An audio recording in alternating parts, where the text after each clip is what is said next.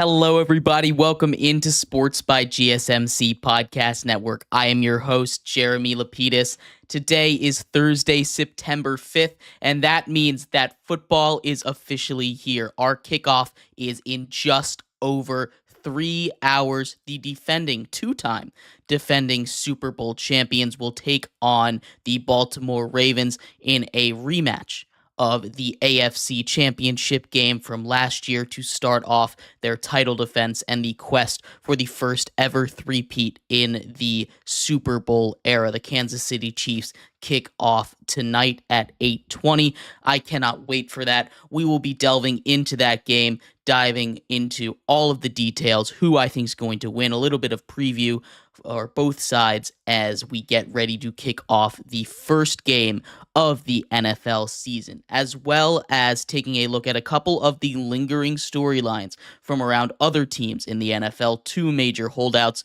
Jamar Chase and Haason Reddick, giving you updates on where both of those two players stand, as well as a couple of contracts that we missed, including one in baseball and one in the NFL. But before we get into any of that, remember, if you would like to be an even bigger part of the show than you already are, all you need to do is go to gsmcpodcast.net. Leave a tip or donation with a message in it, or if you are on YouTube, you can use that super chat feature to do the exact same thing. If you do either of those two things, again, a message should pop up on the bottom of the screen for you, me, and everybody else around the world of sports to see. If you have a burning question, anything at all that you would like to ask, go and throw that in the comments, throw it in the chat. I will get to it as soon as I possibly can. I appreciate everybody so much for sticking around, talking some sports with me here on this Thursday kickoff of the 2024 football season. But like I was saying, we are going to break down that very first game to start off our show today. The Ravens head into the Fountain City, Kansas City, to take on the two-time defending Super Bowl champions and Patrick Mahomes. This game is the first opening game in the history of the NFL to feature two-time MVPs. Lamar Jackson, obviously the reigning MVP from last season, winning his second after an incredible performance all year long, taking the Ravens to the best record in the regular season and a spot in the AFC Championship game before falling to these Kansas City Chiefs and Patrick Mahomes as they were en route to their second straight Super Bowl victory. Tonight should be a lot of fun. Both of these teams have made some changes, although these two teams are very similar. The storyline from that one-possession, 7-point AFC Championship games that we saw the Ravens lose was missed opportunities and the lack of a run game. Zay Flowers fumbles on the goal line.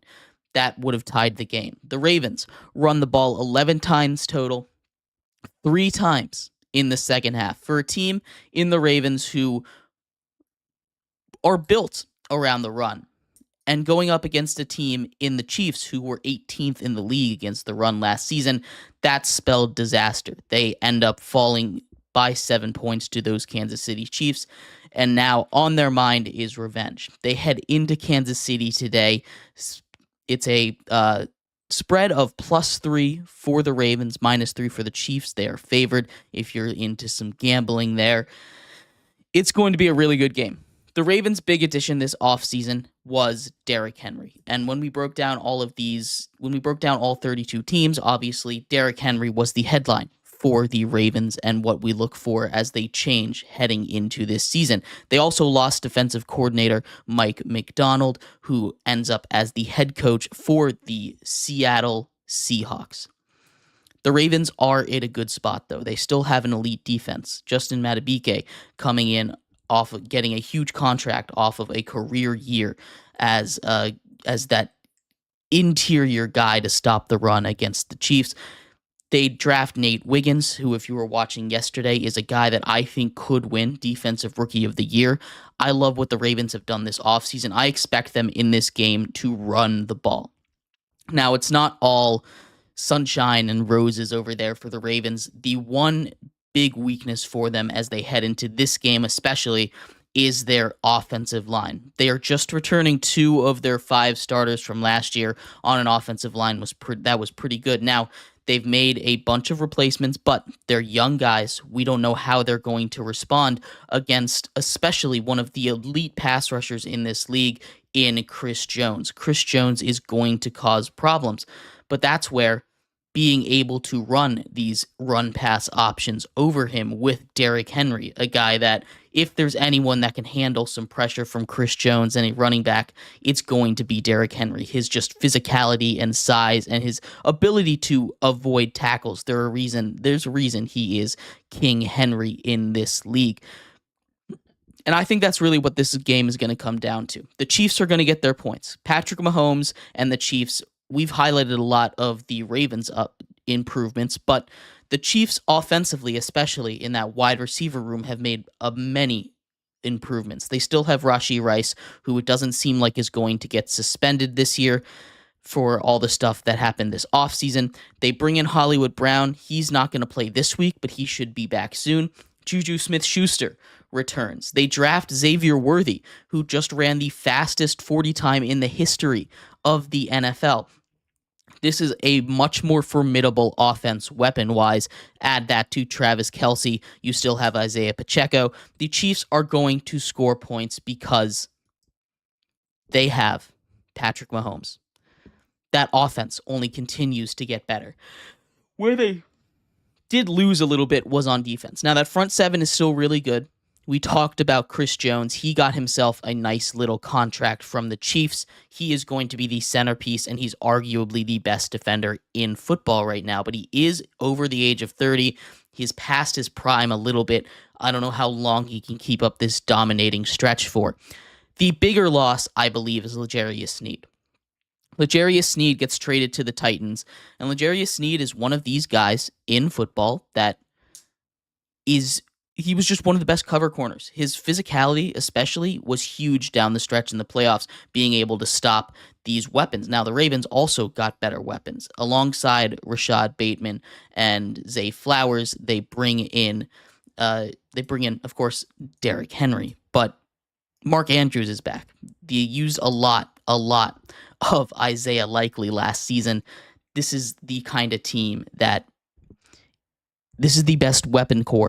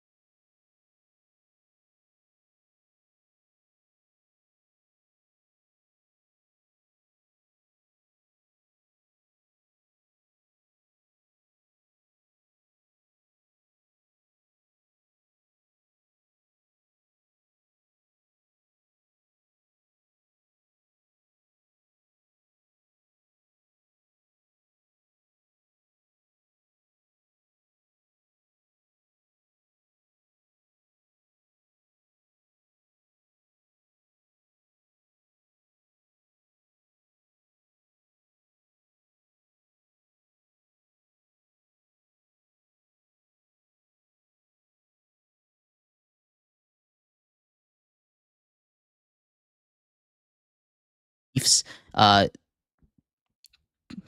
Ravens taking on the Chiefs tonight as the NFL officially kicks off in just over 3 hours from now. I have the Ravens winning that game in a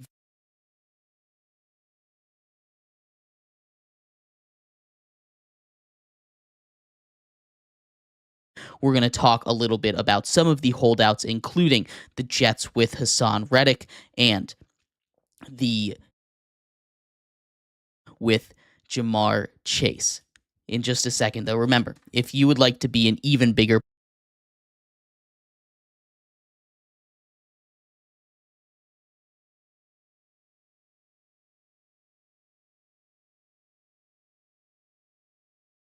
around the world to see. If you do have a burning question about sports, anything at all,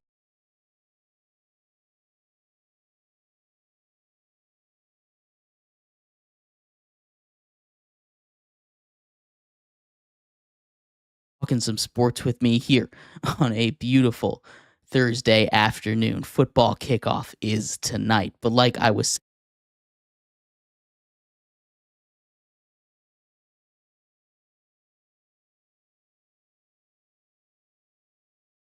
the NFL offseason right now to this point. The Jets trade for him from the Eagles for a third round pick. Everything seems fine and dandy. The original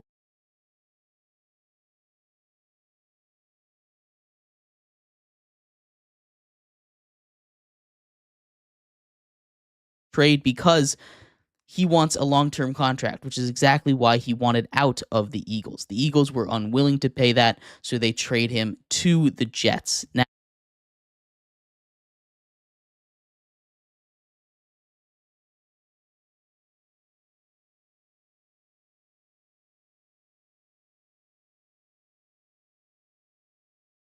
but it seems like they have reached an impasse. Haason Reddick has yet to report to camp. The season for the Jets kicks off on Monday, so they do have about an extra day left until they officially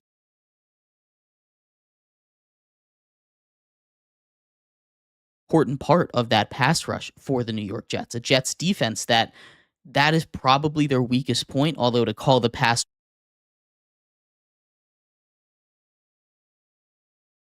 right, the New York Jets, their defense is going to be elite at all three levels. The secondary, the linebackers, the defensive line, with or without Haason Reddick, is going to be very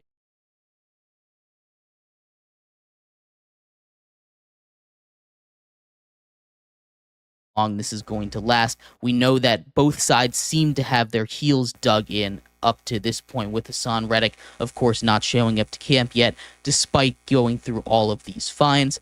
And, of course, Joe Douglas releasing a statement saying, we're not going to trade him. We expect a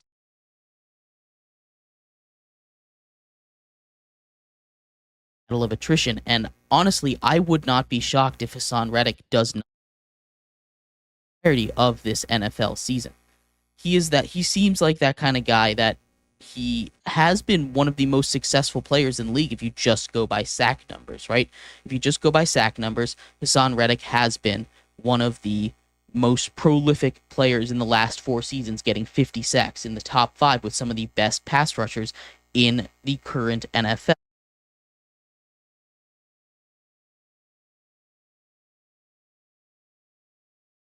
In that pool of talent, right? There's a separation between Haason Reddick and those top couple of guys that I just mentioned.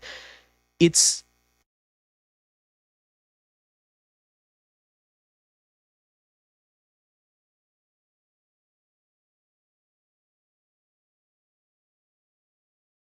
and the and Haason Reddick and his camp, because obviously these two sides are dug in enough, but the Jets aren't going to pay him until you know he goes and plays some snaps for them, just proves that he's willing to play, get out there on the field. It feels like nothing has gotten, but they're also not going to trade him. I'm not trading for Haason Reddick right now. A, because the Jets are going to want at least their investment back, which was a third round pick, and B, because why would I want a guy that has a trade request, gets traded, no longer is on the Now, I'm sure they were trying to work something out, but just because something isn't worked out, he hasn't really even shown up at all for this new team. And that is a problem in the locker room, outside of the locker room. Haason Reddick is going to be in.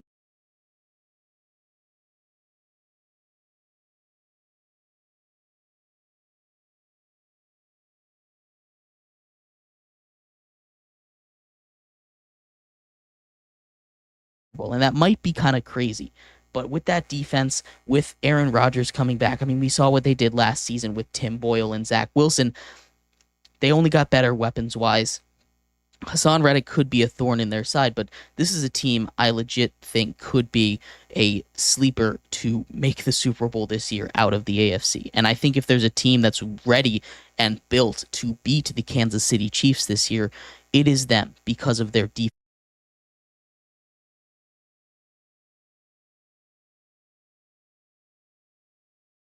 that we know Aaron Rodgers can be, that he has been winning 2 MVPs in his last.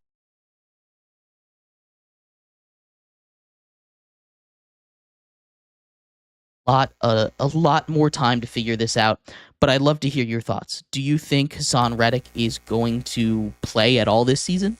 I'm more on the side that I don't think he's going to, and the Jets are just going to have to eat a third-round pick, which is poor management by them. We've talked a lot about this in the past, but it's just kind of crazy to me that you trade for a guy you know he wants a contract, and regardless of how dug in you are with your stance, if he's not going to play, just give him like a 1 year extension or something. I'm sure that's not what he wants. I'm sure he wants a long-term deal. You have to agree with it. So it's a little bit on both sides, but I think it's just bad management. And I do think Haason Reddick is one of those guys that would sit out for an entire season. So that situation has seemed to get sour. We might not see Haason Reddick until next.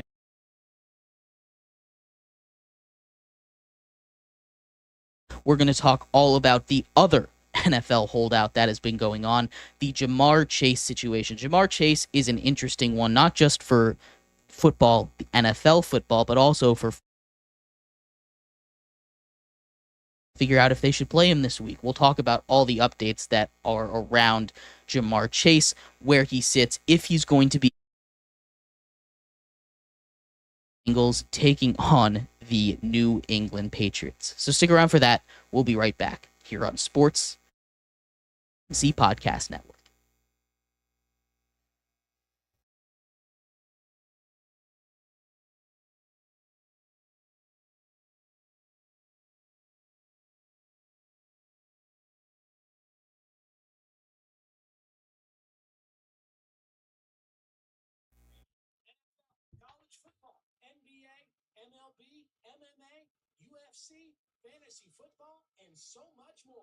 GSMC Sports Network has shows running all day long, with new sports shows starting every 2 hours. Just like on your favorite cable sports channel, except GSMC Sports Network is absolutely free.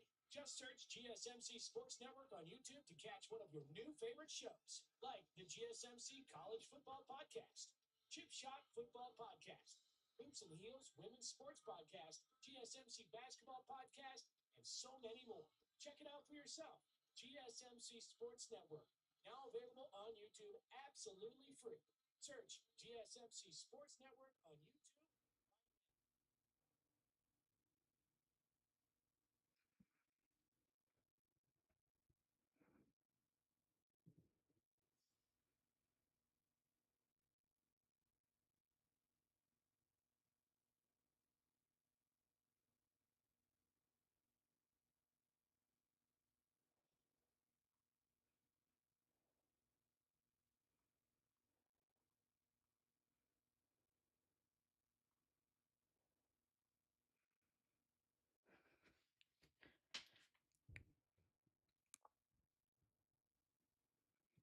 Welcome back to Sports by GSMC Podcast Network. I am your host, Jeremy Lapidus. If you are just tuning in, we just finished going over a messy situation for both Joe Douglas and the Jets and the Haason Reddick team, one that doesn't seem like it's going to have a very nice conclusion. In this segment, we're going to go over the other major NFL holdout that's going on right now in Ja'Marr Chase. Ja'Marr Chase is in a very similar situation. He's trying to get his money in the midst of a wide receiver market explosion. Interesting to see where it's heading right now. We're going to take a quick look at everything that's going on with that. But before we do, remember, if you would like to be an even bigger part of the show than you already are, all you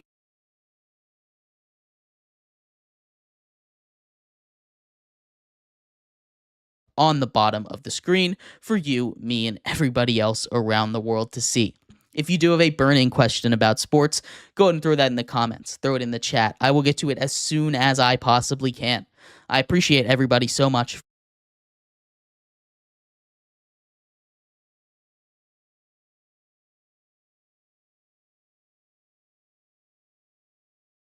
Are going to get into the second part of our holdout talk today, talking about Ja'Marr Chase. And that's been the last one. We talked a lot about the 49ers while that situation was going on, but there's really only one situation left.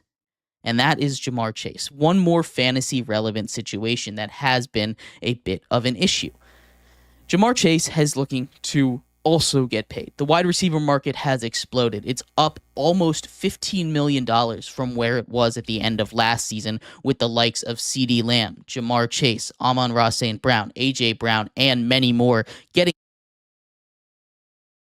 looking to be the next guy to get signed.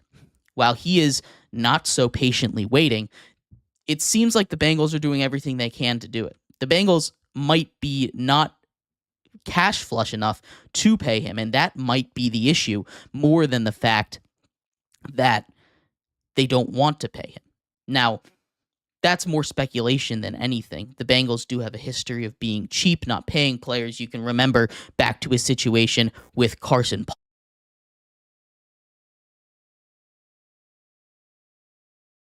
Ended up getting traded from the Bengals because they wouldn't pay him. Quarterback then, he was their best option.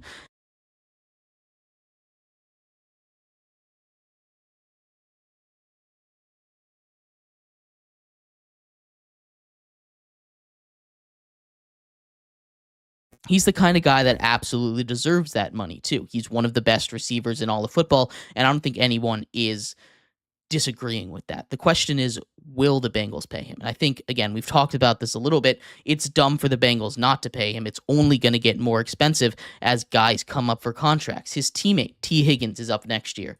We just saw a whole bunch of players get paid over $30 million. He is going to need that. These are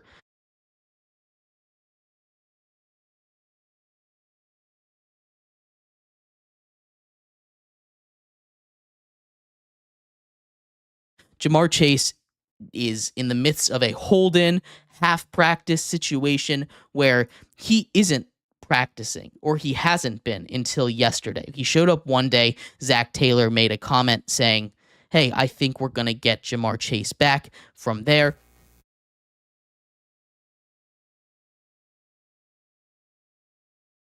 he's obviously a great player. The Bengals obviously want him back. That's been the gist of almost every single comment that's been made regarding Ja'Marr Chase from his teammates, from his quarterbacks, from the coaches, from everyone.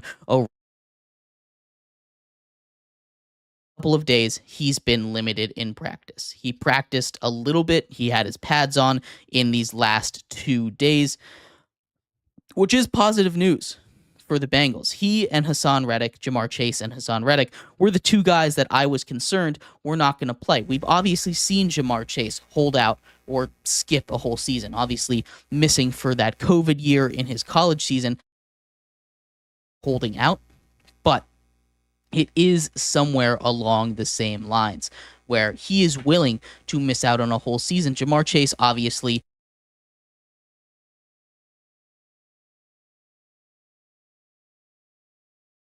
honestly, if I'm Ja'Marr Chase, you wait one more year, that money might go up. You might be able to make 37, 38 million as opposed to 34. So I'm in no rush I'm in no rush if I'm Ja'Marr Chase to get this contract done. Although it would be nice to get that extra 30 something million dollars in my bank account right now. So I understand it from both sides. But we take a look at exactly where Jamar Chase stands right now. The Bengals are going to need Jamar Chase if they want to really make a run at it. And I've talked about this being the last year for a couple of teams, at least in their current window, at a real championship shot. I think the Bengals are one of those teams. Their defense is starting to fall apart. Trey Hendrickson has asked for a trade. Jamar Chase, we see where he's at. T. Higgins is going to be gone next season. They don't have enough money to pay him. The Cowboys also in a similar situation. They're going to have to let some pieces go soon. They don't have the money to pay everybody. This feels like a final hurrah for them as well, at least in this iteration of their championship window. That's not to say next year they can't be in a championship window, but it's not going to be the same team. They're going to be missing a couple of key pieces, right? And that's where we're at with the Bengals as well. This kind of feels like a last hurrah. They need everybody here, and Jamar Chase is a central piece of that. If he isn't, the Bengals are going to be in a good amount of trouble. But I do think everything that's coming out of camp with Jamar Chase, everything that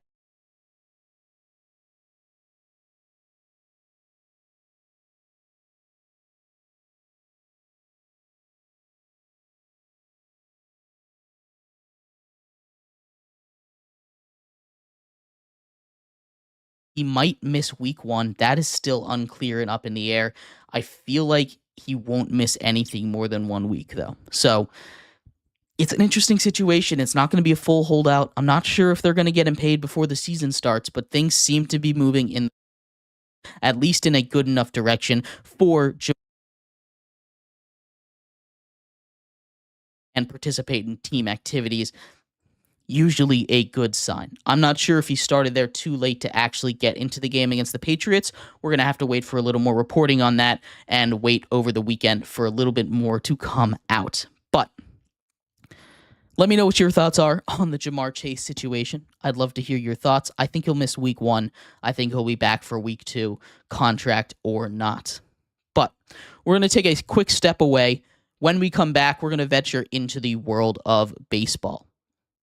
Cannot wait to talk about it. It's been a while. Matt Chapman, third baseman for the San Francisco Giants, signs a massive extension. We'll talk about the details of that, what that means for Matt Chapman, and whether or not it was a good move for the San Francisco Giants. So stick around for that. We'll be right back here on Sports by GSMC Podcast Network.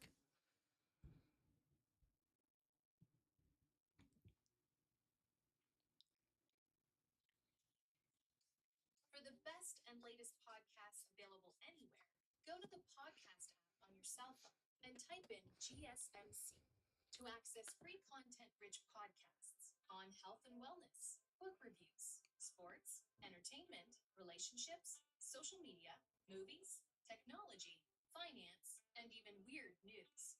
Subscribe and download the GSMC Podcast Network's family of shows, available everywhere podcasts.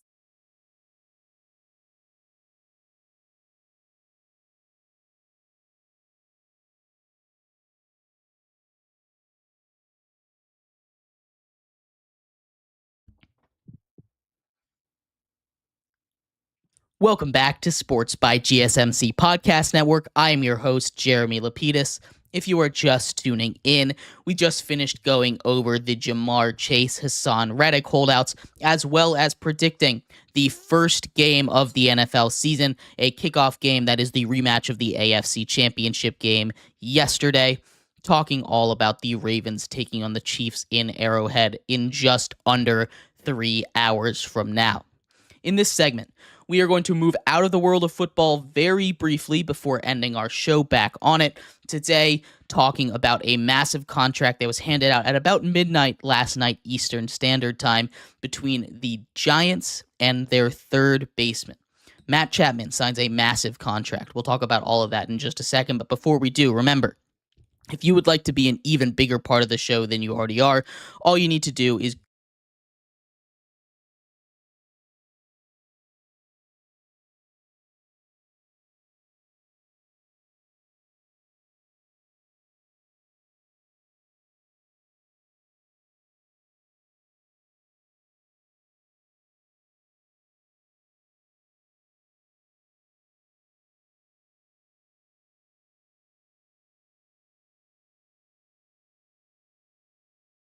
Day. But like I was saying, we are going to get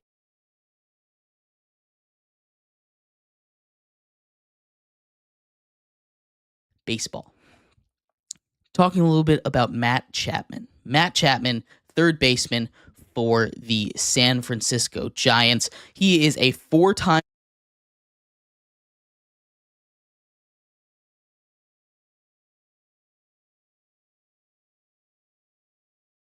in the offseason, one of those Scott Boras guys that we were clamoring, trying to see where he would go, coming over from Toronto to the San Francisco Giants. He's had a resurgent season offensively. He's always been one of those guys, especially early on in his career with the A's, where he finished top 10 in MVP voting, where the offense was good.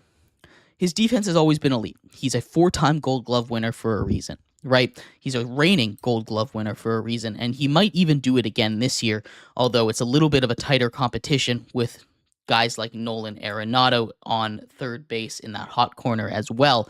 So we will see what happens there. But Matt Chapman's offensive numbers this season are back to when he was getting top 10 MVP finishes, top 6, top 7 MVP finishes. When you take a look at his offensive numbers, the power is resurgent, and he still has about 20 games left to go. He almost has a record for home runs hit. He's right on pace to maybe even break his personal record. But this is a guy that has earned himself a contract. He is one of the few Scott Boras guys that signed late in the offseason that has panned out. He signed originally a 3-year deal. This wipes out the next couple of years and just replaces them. So this one acts as a 3-year extension. It adds 6 years to where it is. It wipes out whatever the other ones would have been for the next couple of seasons. It's also more money for him. This is a huge get for the Giants, a team that kind of seem to have the philosophy of, hey, we don't rebuild, we reload. And they are in the midst of a brutal reload, I would say, where they're not bad, they're just kind of mid, which is not where you want to be in baseball. It's not where you want to be in any sport. It's a bit of a mess, and I don't envy. The Giants are a very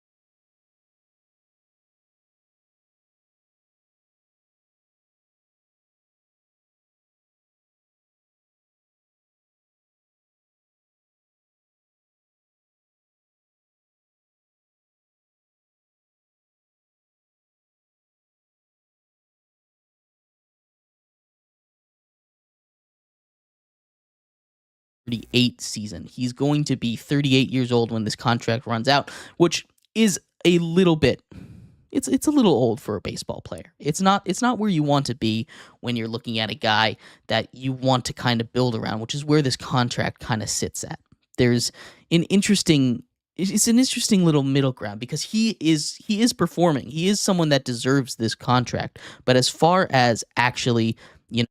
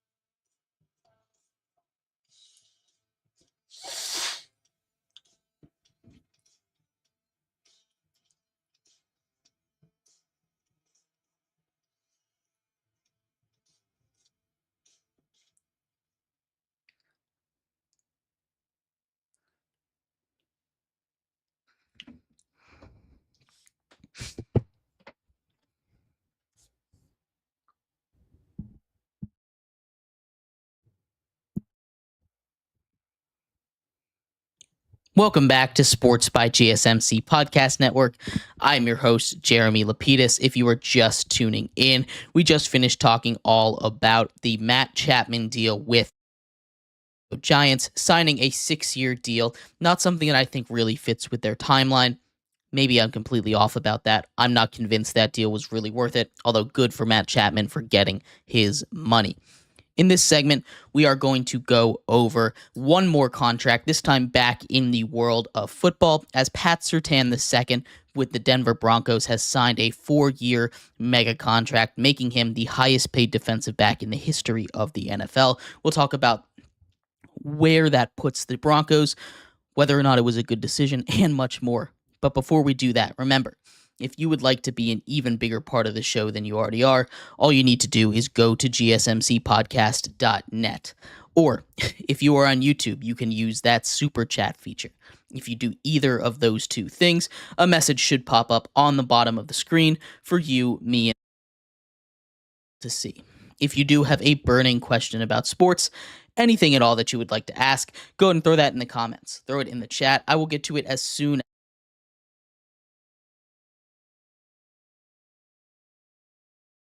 on a beautiful NFL kickoff Thursday afternoon. But like I was saying, we are going to get into a little bit of the Pat Surtain contract situation. Pat Surtain signs a 4-year contract with the Denver Broncos, making him the highest paid defensive back in the history of the NFL. This comes after A.J. Terrell signs a massive contract with the Falcons earlier on this offseason, another position that has its money really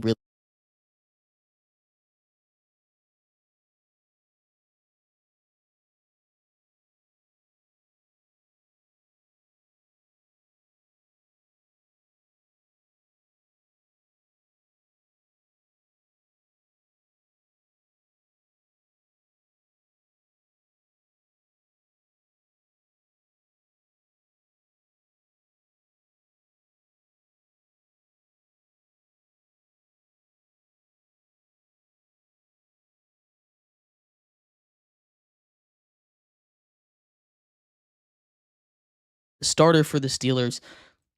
We don't know if he's going to start because he has been dealing with an injury. So maybe we do get Justin Fields after all in week 1, throwing even more wrenches in the plans of the Steelers there as they continue to deal with quarterback purgatory since the Broncos and Russell Wilson parted ways. But Pat Surtain is really that last guy that is worth anything. Now, that's not to say that everyone on the Broncos is awful. I like Courtland Sutton. I think Bo Nix has potential. Jamal Williams, I apologize, is a guy that I really do think could